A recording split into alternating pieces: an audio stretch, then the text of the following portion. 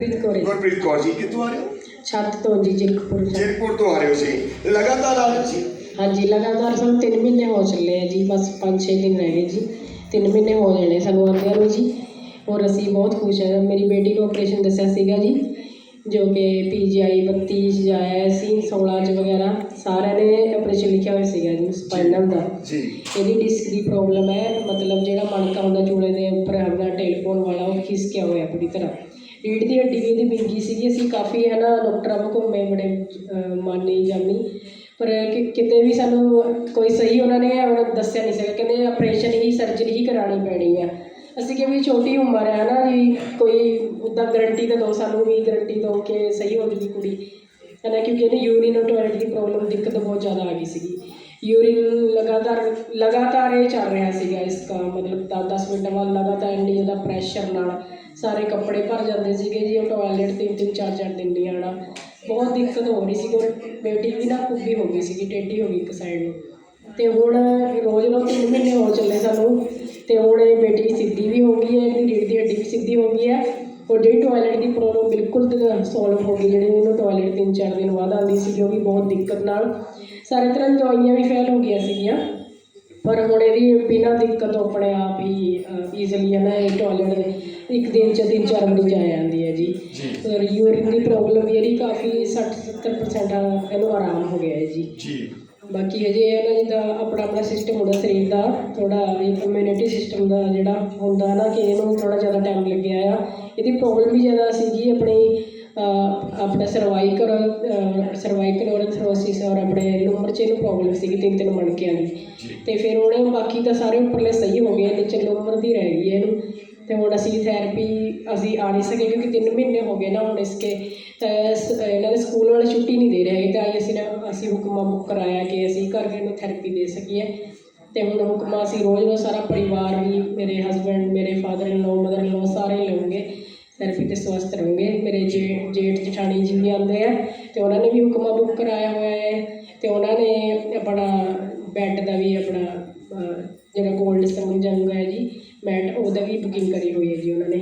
तो सारा परिवार से जुड़े तो थैंकफुल करता है जी जमन मैडिकल का जी, जिन्होंने सानू सही दिशा दी है तो सानू बचा लिया कि डॉक्टरों के चक्करां तो पता नहीं बेटी का की होंदा, साडा की हाल होना था हुण तक, असीं कित्थे रुलदे होना था, की चीख चहाड़ा पैना था, कि किद्दां असीं इहनूं चकदे थलदे। तो हुण खुद अपने पैरों पर चल फिर रही है। तुहाडी सारे दी बजुर्गों की सेवा कर रही है, जिथे आंदे तुसीं थैरेपी देने थोड़ी मदद कर दी है।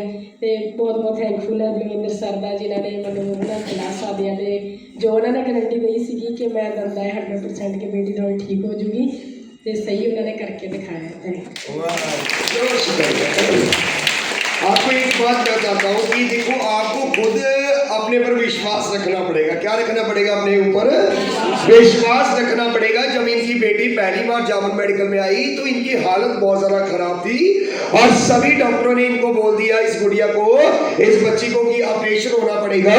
और रीढ़ की हड्डी का अगर ऑपरेशन करवा भी लेंगे तो डॉक्टर इसकी कोई भी गारंटी और वारंटी दोनों चीज़ें नहीं दे रहे हैं। अगर इन्होंने ऑपरेशन करवा लिया तो डॉक्टर कहते हैं कि कल इनको पैरालाइज हो सकता है, कल टांगों की दिक्कत आ सकती है, कल को और कोई ना कोई बड़ी समस्या आ सकती है, क्योंकि इनकी कमर में समस्या आने की वजह से इनको बार बार यूरिन की समस्या आ रही थी, जिसका मेडिकल लाइन में कोई भी डॉक्टरी ट्रीटमेंट नहीं है।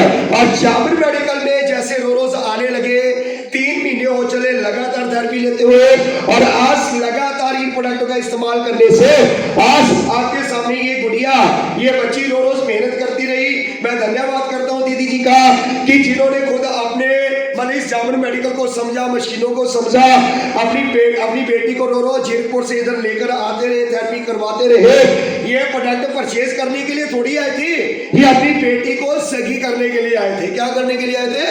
और 3 महीने इन्होंने लगातार थेरेपी ली, और थेरेपी का हमने इससे कोई पैसा नहीं लिया, सही है कि गलत है? और जो डॉक्टरों ने इनको आज ऑपरेशन बोला था, लेकिन जामन मेडिकल के कंपनी के प्रोडक्टों का अच्छे से रोज इस्तेमाल करने से आज इस इंसान को रीढ़ की हड्डी का ऑपरेशन करवाने की जरूरत नहीं पड़ी।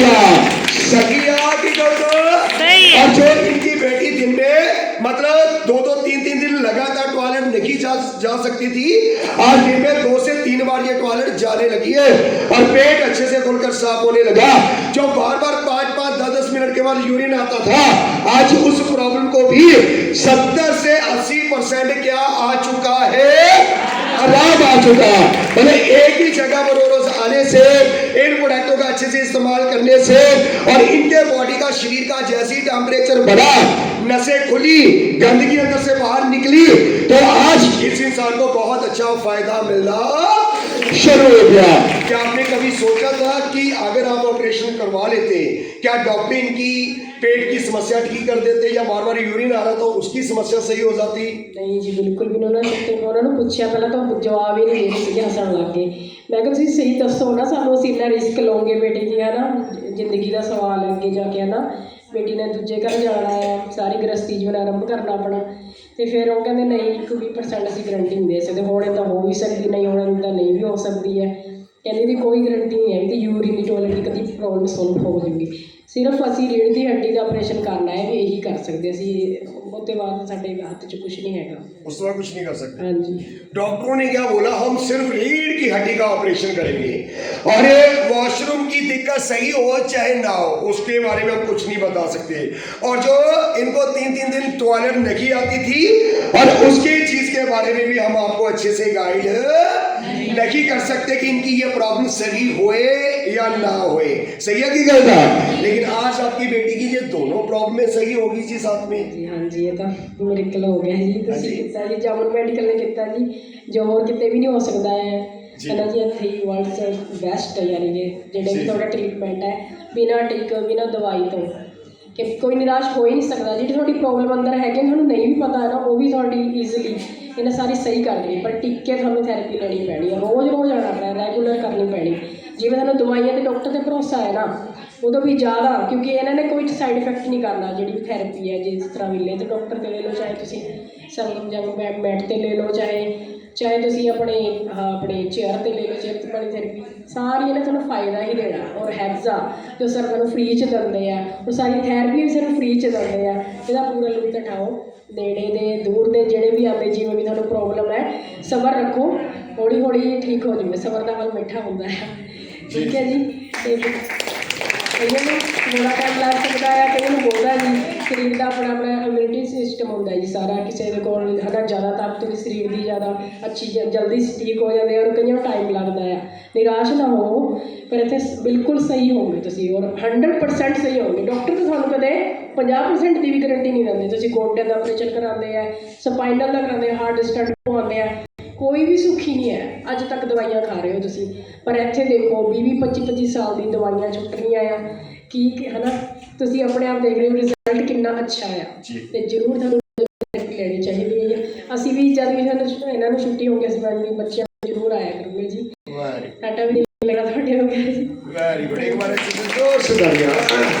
अब देखो, दुनिया में सबसे बड़ी दौलत होती है, क्या होती है? दुनिया में सबसे बड़ी दौलत होती है सेहत होती है। पैसा तो इंसान जब मर्जी मेहनत करके हासिल कर सकता है। दुनिया में कोई ज़्यादा पैसा कमा लेता, कोई कम कमा लेता, कोई उससे भी कम कमा लेता है, सही है कि गलत है? पर ये सेहत करोड़ों अरबों रुपया है, और करोड़ों अरब रुपया लगाकर भी सेहत को हम कभी हासिल नहीं कर सकते।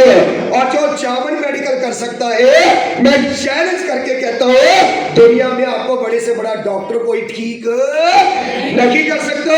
और दीदी जी ने मेरी बातों पर ध्यान दिया, रोज आए, मेहनत करी, लगातार थेरेपी ली, और आज अपनी बेटी की सारी प्रॉब्लम का क्या कर चुके हैं, मसला हल कर चुके हैं। अच्छा है, जो बहुत अच्छा है।